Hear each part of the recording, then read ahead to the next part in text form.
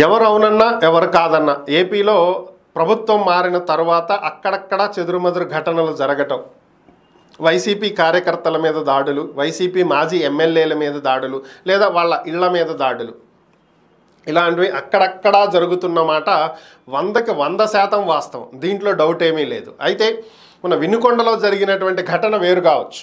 అది ఇద్దరు వ్యక్తుల మధ్య గతంలో ఉన్నటువంటి ఘర్షణల కారణంగా పగతో ప్రస్తుతం జరిగి ఉండొచ్చు. అది ఇద్దరు వ్యక్తుల మధ్య జరిగినటువంటి ఘర్షణగానే దాన్ని చూడొచ్చు ప్రజెంట్ అయితే ఈ ఒక్క విషయాన్ని మినహాయిస్తే మిగిలినటువంటివి ఏవి చూసినా సరే చంద్రబాబు నాయుడు అదుపు చెయ్యగలిగినటువంటి అంశాలే. కానీ ఇప్పటి వరకు ఆయన ఉదాసీనంగా ఎందుకుంటున్నారు అనేదే అర్థం కానటువంటి విషయం. మనం దీని గురించి ఇంతకు ముందు కూడా మాట్లాడుకోవటం జరిగింది.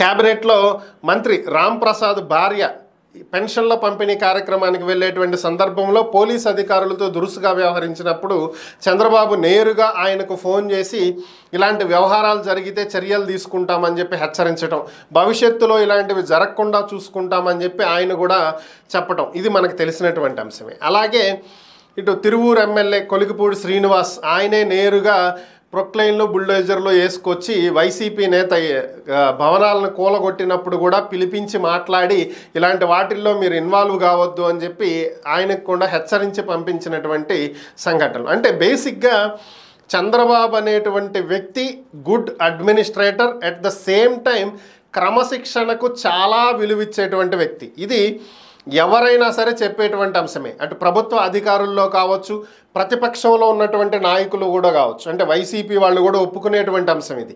క్రమశిక్షణ విషయంలో ఏమాత్రం ఉపేక్షించేటువంటి వ్యక్తి చంద్రబాబు కాదు అని. మరి అలాంటి వ్యక్తి ఇన్ని జరుగుతుంటాయి ఎక్కడా కూడా వీటి గురించి ప్రశ్నించకుండా, మాట్లాడకుండా సైలెంట్గా ఊరుకుంటాం ఏంటి అనేదే ఎవరికి అర్థం కానటువంటి అంశం. బహుశా ఈయన ఎందుకు ఊరుకుంటున్నాడో ఎవరికి అర్థం కావట్లా. ఎందుకంటే చంద్రబాబు నాయుడు అనుకుంటే దీన్ని కంట్రోల్ చేయటం పెద్ద మ్యాటర్ కాదు. ఒకవేళ వైసీపీ వాళ్ళే రెచ్చగొట్టేటువంటి వ్యాఖ్యలు చేశారనుకోండి, సింపుల్గా వాళ్ళని అరెస్ట్ చేపించి పోలీసుల ద్వారా కంట్రోల్ పెట్టేటువంటి బలం ఇప్పుడు టీడీపీకి ఉంది. అలాగే సొంత పార్టీ వాళ్ళే కనుక ఇలాంటి వాటికి పాల్పడితే క్రమశిక్షణ చర్యలు తీసుకుంటామంటే టీడీపీలో క్రమశిక్షణ సంఘం అనేది ఒకటి సపరేట్గా ఉంటుంది. ఎవరు పార్టీ నిర్ణయాలకు వ్యతిరేకంగా వెళ్ళినా వాళ్ళ మీద చర్యలు చాలా కఠినంగా ఉంటాయి. గతంలో జరిగినటువంటి సంఘటనలు కూడా ఉన్నాయి. ఎక్కడికక్కడ అన్నీ సెట్ రైట్ అయిపోతాయి.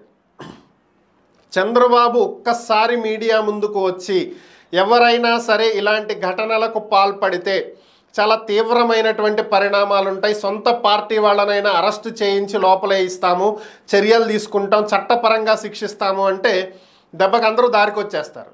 ఇప్పుడు లోకేష్ రెడ్ బుక్ రేపు టీడీపీకి చేటు చేసేటువంటి అవకాశాలు కనిపిస్తున్నాయి. ఎందుకంటే దీనికి లోకేష్ బాధ్యుడు కాదు, టీడీపీ కార్యకర్తలే బాధ్యులు అవుతారు. ఎందుకంటే లోకేష్ రెడ్ బుక్ పేరుతో కొన్ని పేర్లు నోట్ చేసుకున్నానని, వీటిల్లో అధికారాన్ని దుర్వినియోగం చేసినటువంటి ప్రభుత్వ అధికారులు ఎవరున్నారో వాళ్ళను చట్ట ప్రకారం శిక్షిస్తామని చెప్పాడు.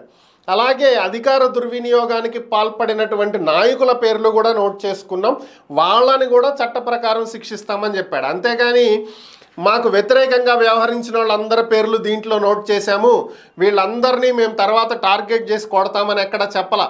కానీ ఇప్పుడు ఏదైతే కార్యకర్తలు చేస్తున్నారో ఇది బయటకు ఎలా ప్రొజెక్ట్ అయ్యిద్ది అంటే, మీరు గతంలో టీడీపీ ఏదైతే మాట్లాడిందో రాజారెడ్డి రాజ్యాంగాన్ని జగన్ రెడ్డి అమలు చేస్తున్నాడు అని, ఇప్పుడు రెడ్ బుక్ రాజ్యాంగాన్ని టీడీపీ అమలు చేస్తుంది అని వైసీపీ ప్రచారం చేస్తుంది. అక్కడ వరకు తెచ్చుకుంటున్నారు. దీన్ని ఆపగలిగినటువంటి సత్తా ఒక్క చంద్రబాబుకు ఉంది. ఆయన ఒక్క మాట చెప్తే, గట్టిగా సీరియస్ అయితే ఇవన్నీ ఆగిపోతాయి, రేపటి నుంచి ఏం జరగవు. కానీ ఆయన ఎందుకు ఇంత ఉదాసీనంగా ఉంటున్నాడు అనేది అర్థం కాదు.